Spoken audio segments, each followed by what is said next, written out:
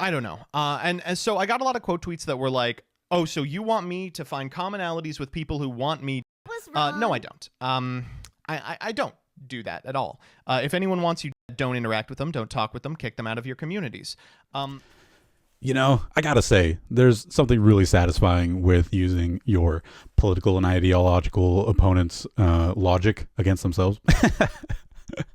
What's up, guys? My name is Jesse. Welcome to my channel, which used to be all about domain format, but I've had to talk about some other things lately. For newcomers to the channel, I play domain format, which is a format that gives off a lot of similar vibes to Magic the Gathering's Commander format.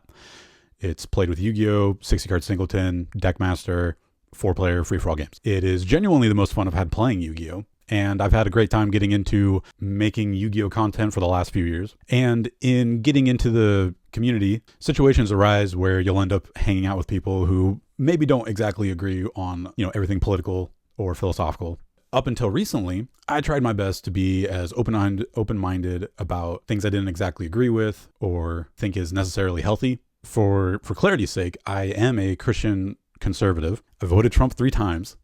I'm sure other people who are watching this who might agree with me on a lot of things have noticed there's quite a lot of vitriol towards our group. I've noticed it online and in person. All of that came back to the forefront of my mind when I saw big Yu-Gi-Oh creators cheering on the assassination of Charlie Kirk, debating about whether or not it was deserved. Man, that's just not discourse to me. That's really dark. And it impacted my I'm not one to normally complain about like my mental health or anything, but I went spiraling. And the decision that I came to was that I have to speak out against the things that I think propagated this type of environment that encourages and enables people to act out as disgustingly as I saw. Without fail, the main ideas that I saw unifying all the people who cheered on Charlie Kirk's were they were either Marxists or communists, or they were heavily engaged in like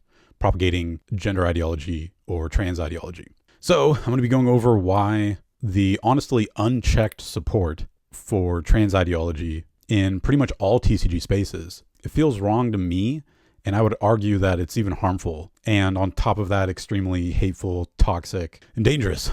This isn't about me hating these people. I'm just doing what I think is necessary to call out ideas that hurt everyone. I'm going to go over why enabling dysphoria is not compassionate. Compelling speech from others silences any real talk we can have about it. The weird targeting, creepy targeting of the youth, how the medical industry is incentivized to do these things, how the ideology is actually homophobic and misogynistic. It's going to be quite the doozy.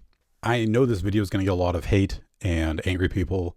So now more than ever, if you relate to how I feel in this environment, if you relate at all whatsoever, it would be a really big deal to comment. I genuinely want to hear your thoughts. Even if you don't agree, as long as you keep it civil, I'll be civil too. It's pretty straightforward. With that said, I'm just going to get started on explaining all those points that I said. I do not think gender dysphoria is something to celebrate. And I do not think enabling it addresses the fact that there's plain and simple, it's a mental health crisis that everybody demands we enable. And I want to be clear on something. Gender dysphoria, the distress from feeling your body doesn't match your identity, that's real suffering. The part where I disagree is on how to help that person. I don't think slapping an acronym on it and, a rainbow and forcing every single person you come across to consider it valid, that's just not the answer in my opinion. Everybody nowadays will cite how the DSM-5 doesn't classify it as a mental health disorder anymore. But that on the Wikipedia page, they admit to only changing that distinction due to stigma. I think that's a disservice to everybody who suffers from gender dysphoria. To say the problem's not as bad as it actually is just because people point to it as evidence, that's ridiculous to me. That's like saying, nobody would argue the same things about anorexia or bodybuilder like body type dysmorphia. They wouldn't say, if there was an anorexic flag, they wouldn't parade it everywhere saying anorexia is amazing. If you mention anything about being concerned about their well-being or their mental state, that you're anorexic phobic, that would sound ridiculous to anybody. You also wouldn't encourage anorexia by saying, yeah, girl, you go, stop eating more. If they wanted to take out part of their stomach to ease the feeling of hunger, if they wanted to physically sew their mouth shut, nobody would ever support that. And you're right not to. Same thing with bodybuilders. You wouldn't tell them to inject more synthol into their arms until they explode, or you wouldn't tell them to, yeah, go ahead, lift more weight than you actually can lift. They, again, if there was a flag posted everywhere and you had to be forced to endorse it or enable it, that would feel completely wrong. If you can understand that, hopefully you can understand my point of view about gender dysphoria. This is where a lot of cognitive dissonance comes in, because disagreement straight up just isn't allowed. Which brings me to my next point. Compelled speech isn't really inclusion. You're just censoring people. My position is that, no one should be able to force me to lie about somebody else's biology. Like, every time somebody tells me that I have to use certain pronouns that either ignore their biological sex or are made up, it's literally a demand that I affirm a worldview that I don't agree with or face the backlash.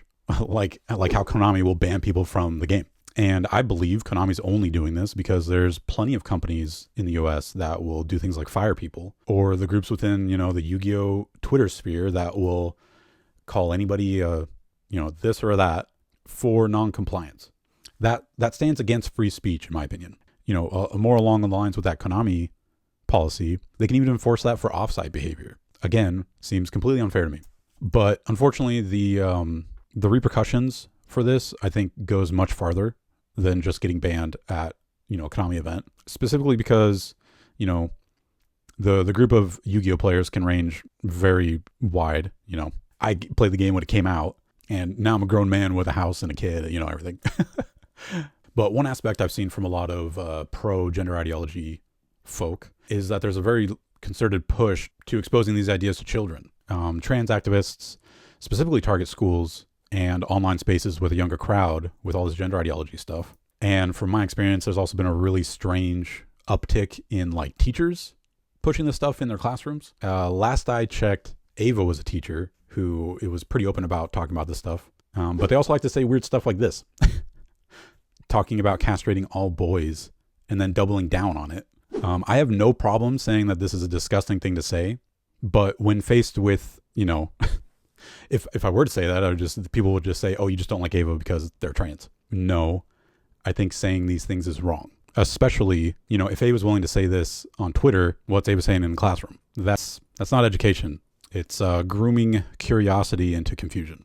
And it seems a little bit more than coincidental that they target children so much, because a vast majority of the trans community cannot reproduce. They can't have kids, whether due to the fact of biological reasons or essentially mutilating their own body to where they become infertile, whether by ruining their own puberty with puberty blockers or undergoing really vile surgeries that remove parts of their body.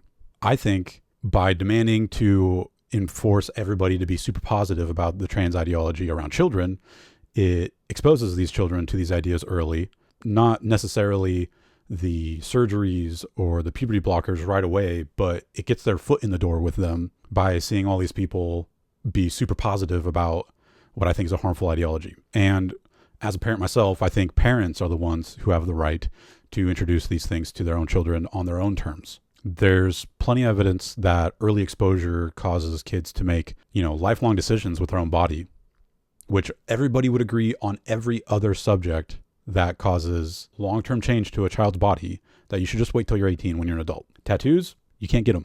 Smoking, you can't do it. Drinking, you can't do it. All the reasons is because your body's not fully developed and you're not an adult, and those things impact your development. But for some reason with, the trans ideology, that stuff goes out the window. I don't think that makes sense, and I'm tired of pretending it does. And just from my perspective in the TCG communities, I play a lot of Magic too. Forcing everyone to be vocal allies of this ideology causes it to go unchecked with no pushback. Even worse, the fix that they sell is, in my opinion, a medical trap. This brings me to my next point. I think any aspect of starting a medical transition turns people into a lifetime medical cash cow for insurance and medication companies. It's no surprise that doctors cheer on things like affirmation because it hooks the patient for life. There's such high complication rates between things like phalloplasties, vaginoplasties, orchiectomies, mastectomies. These are all fancy words for essentially chopping off certain body parts or reconstructing non-functional versions of those genitals. It's hard to find exact quotes on things like the regret rate, because as of now, their follow-up with recipients of these operations is quite short, which misses out on the long-term transitioners. But they often have a very high rate of having to come back in for complications. These complications cause other mental issues, which cause them to be put on other medication for mental reasons. Even something as simple as like blocking puberty. You have to be on those medications for a long time. They do cause lots of damage to your body. It alters your bone density. It ruins your fertility, can even stunt your height, and for women can cause early menopausal issues. This is not care. I don't care that I'm not a doctor. This is not caring for someone. This directly contradicts the Hippocratic Oath. But, it goes beyond hurting just children. It's incredibly misogynistic too, and homophobic for that matter. This is my fifth point. The ideology is, essentially erasing those, categories. Imagine being a gay man and being told, well, actually, you're probably, just a woman, which would then incur all of those medical complications and dependency that I mentioned earlier, if you were able to convince them of that. And those things are not reversible. And then also claiming like womanhood is, it's just a dress and long hair away. That's such an insult to all the women in my life. It completely like reduces their lived reality. There's their biology, their periods, they're the only people who can bear children. Every person on earth came from a woman, a female. And to betray them, demanding spaces, you're demanding access to their bathrooms, their restrooms, shelters, prisons, sports. It's all predatory to anybody outside the bubble. Males obviously have a huge advantage against females, and this comes forth in sports. Everybody knows about Will Thomas or Leah Thomas, whatever you want to call them. Me as a parent, I would be furious at any male demanding to change in front of my daughter. I don't have a daughter, but I can imagine. I would be furious that my daughter would have to compete against males. Then there's Fallon Fox with boxing. If I was talking to a male and he said, I'd really like to get in the ring with women so I can beat them up. That's how I see it. It's just, I could never support that. I can't call that anything other than misogyny. Men demanding space, access to these spaces. Luckily, Trump has been putting a lot of pressure on the Department of Education, and Will Thomas was stripped of his records, and it was given to the women behind him, and can't compete anymore against women. So those are all the reasons I'm genuinely against gender ideology, trans ideology. And I've had a great time trying to grow the community for domain format. I helped the Discord grow from, 25 people to almost 5,000 before I left. But I've seen a lot of evidence of how other big members in the community push people out like me, like Christian conservatives. They label anything right of AOC as a fascist or a Nazi. And as you saw earlier in the video that I clipped from him, if anyone wants you, don't interact with them, don't talk with them, kick them out of your communities. He fully supports kicking out anybody who disagrees with you if they want you. This is framed poorly, in my opinion, because everything I said, being against all those things, I'm not advocating for the death of trans individuals. I'm not. But that's how they frame it to miscategorize their opponents. It's essentially a straw man type thing. I'm tired of it. So I'm going to focus on continuing to build my channel with the specific idea that I want to make a welcoming space for everyone, including conservative Christians. And I want to say this. I will still play with anybody. I will still play with trans individuals if they want to play with me, of course. I'm not going to make them. But I'm not going to allow compelled speech on me. And if that's a problem, we can either agree to disagree or just move on. That's fine with me. I have no problem doing that. You can call it hate all you want, but I believe in family values, faith, freedom. I mainly just want to be left alone. And I don't want people to encroach on others' rights. But when I say stuff like that in the Yu-Gi-Oh circles, it's often met with, mockery or exclusion. All of the creators like MBT and Farfa, they're trying to dunk on people, and they are very flippant about all criticisms. They can never really be, it just seems like they can never really be serious about it. But I can understand why they're that way, because if they ever came out and said anything close to what I said, they would lose a portion of their income. So I don't have to worry about that. So I can say whatever I want, and I'm going to continue doing that. And I'm going to encourage others to do the same. I just think it's time to stand against enabling harmful decisions, medical profiteering, erasing women's spaces, excluding half the country for being Republican or wearing this hat. It's mind-boggling how easy it is for a lot of people to just push out half the country. So yeah, I'm not going to back down. Truth and true inclusivity matters a lot more to me than, getting likes on this video. Playing Yu-Gi-Oh it's a way to get away, right? That's what it's going to continue being for me as far as playing Domain. I genuinely want to get away from that stuff. I don't start preaching before a Domain game. I'm not like, all right, everybody, let's begin our prayer before our game. You know what I'm saying? I don't push that stuff.